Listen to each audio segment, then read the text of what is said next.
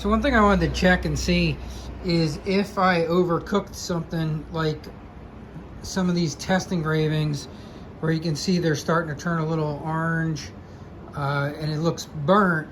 I wanted to see if a Japanese rust eraser would take them off. I use these pretty heavily in my knife shop. They're great for removing rust, but they might work for removing this overburnt stuff without ruining the engraving. And I just wanted to see if it works or not. And they come in different grits. So this is the medium grit. I only use medium and fine. They have a coarse, medium, and fine.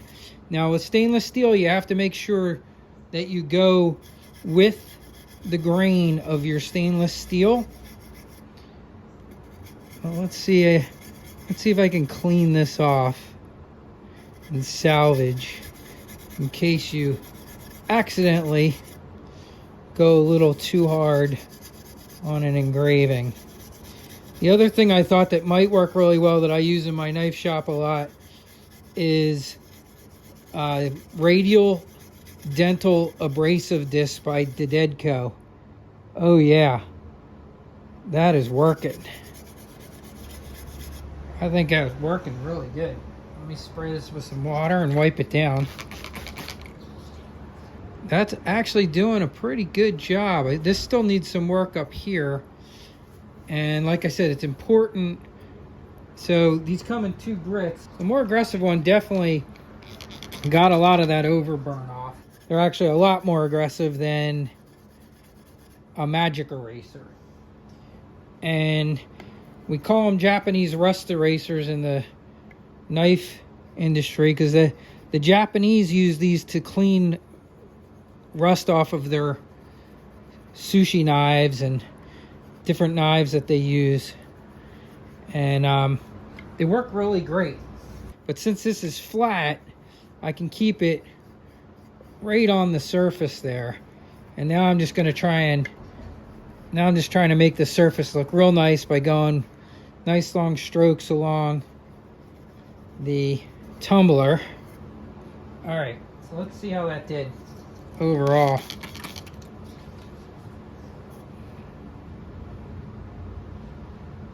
So that did a pretty decent job.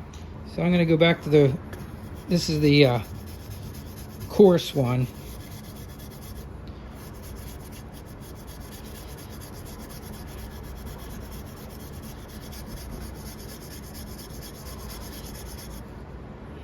And these are great for carbon steel. If you have a carbon steel knife, if it starts getting a little rust on it, that's what these are used for, cleaning the rust off of carbon steel knives.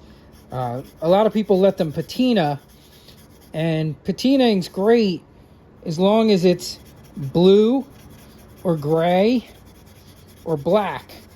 But if you see orange or brown, that's bad. That's going to be eventually rust.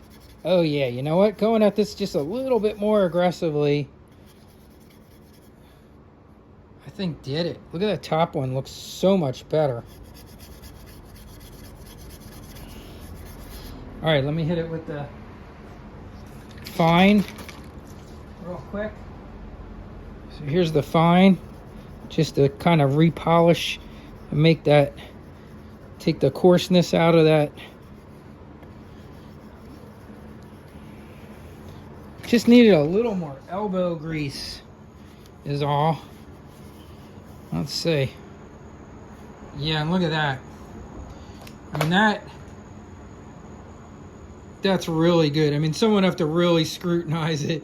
Like there's a little bit there's a tiny bit left in here, but I'm sure just a little more work, or even now going at it with a magic eraser would probably get the rest of that off.